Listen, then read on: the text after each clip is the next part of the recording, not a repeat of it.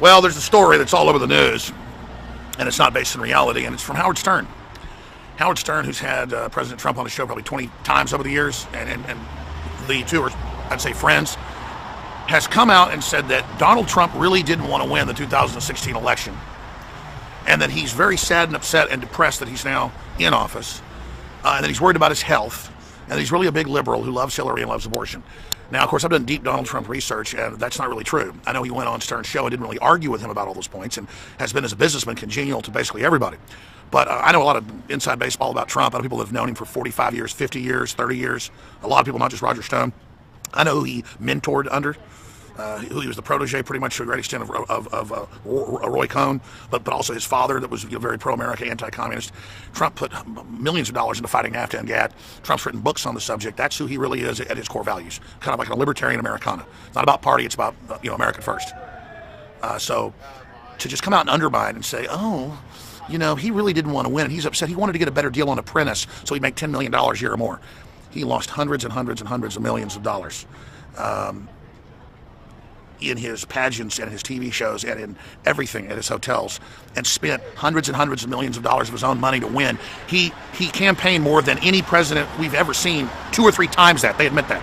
He would go to 7 destinations a day, 4 different states.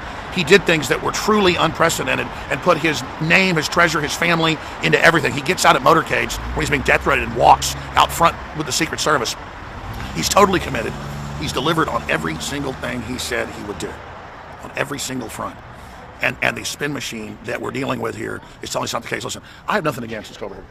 I have nothing against the wedding party coming out. I have nothing against Howard Stern. I've been on his show. He's a talented guy. He makes a lot of really good points. I've been on his network probably 15 times. And so I'm not here trying to have a beef with Howard Stern or a pissing contest because he's a giant talk show host, okay? I respect Howard Stern. But let me tell you, listening to what he said and watching it on CNN, you can go see it there. It's their top story as of about an hour ago. Looks pretty underhanded, okay? Yeah, Trump's really a big liberal. Yeah, he's not who he says he is. I really love him, and he's real sad that he won. But notice, Stern doesn't say Trump told him that. He said, this is how I feel.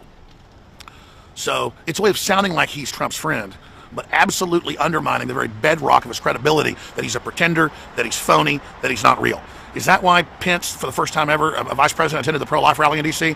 Is that why he's divesting power back to the states? Is that why he killed TPP? Is that why he has all the globalists wanting to kill him? Is that why the Republican Party's out to get him? Is that why they said that the primary didn't count for the first time in history and that we couldn't have Trump? The whole power structure, from the Communist Chinese, the Saudi Arabians, to the dirty Pope, to all of them, hate Trump.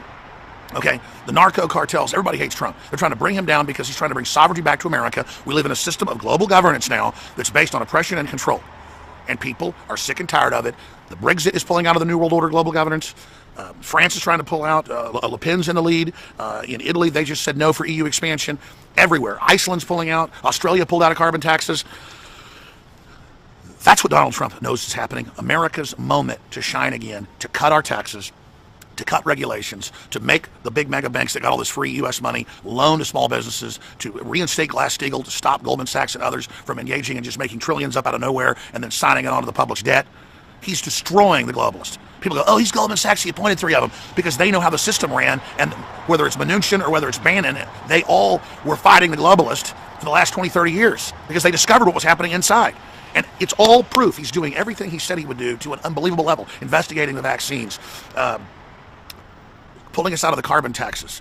The list goes on and on and on and on. It's crazy how real he is, how bona fide, bringing God back in his speech, invoking Americana, getting hundreds of billions of dollars of investment already back to the U.S. from Chrysler to you name it. I mean, this is completely and totally, absolutely amazing to see all of this unfolding. And it just makes my head spin that he's saying America first. You need to run the government. The power needs to be with you. We the people. This is what America is. And the media acts like it's the end of the world, the most satanic thing they've ever heard, because they have to take what's normal and good and wholesome and real and invert it like it's dirty and bad. And it's not working. Across the world, people are waking up to globalism. It's exciting. So you go see Howard Stern's quotes. You go watch the video, hear the audio, where he's like, I feel real sorry for him. His health's going to get hurt because he loves to be loved, which I agree is true. He empathizes with the people, Trump. And he never really wanted this. It was all a publicity stunt. Really, all a publicity stunt.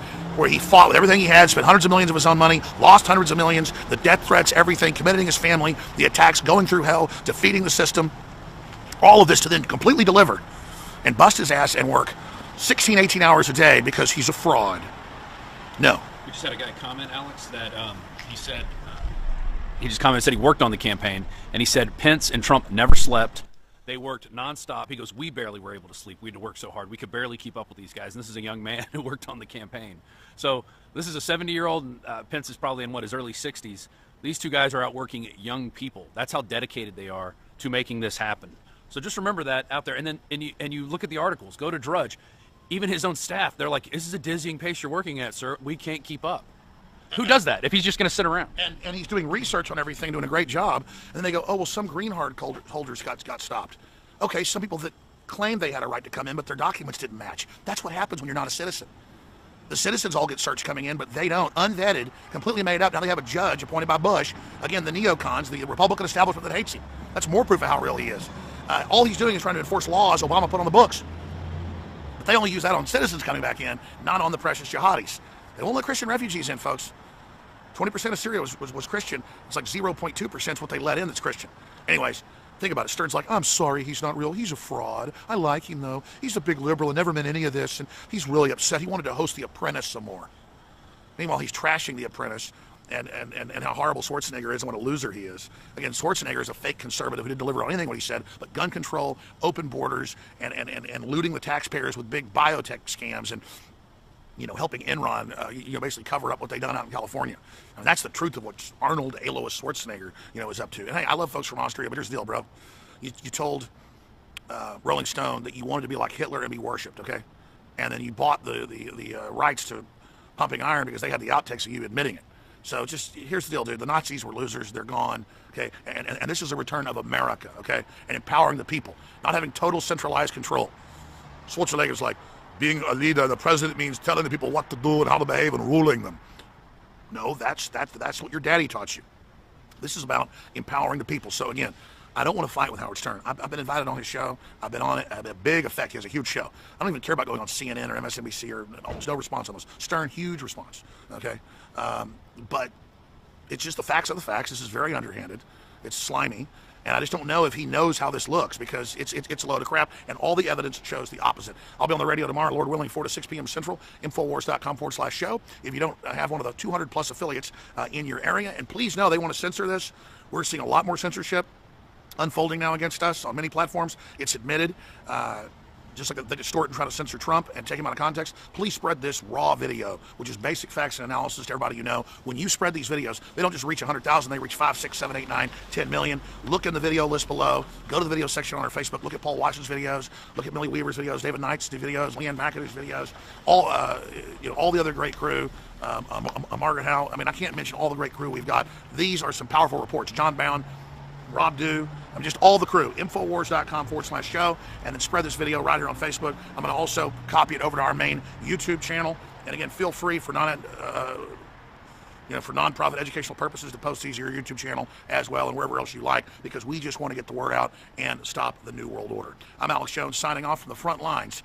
And if you're watching this transmission, there's a war on for your mind, folks. You are the answer. You are the resistance.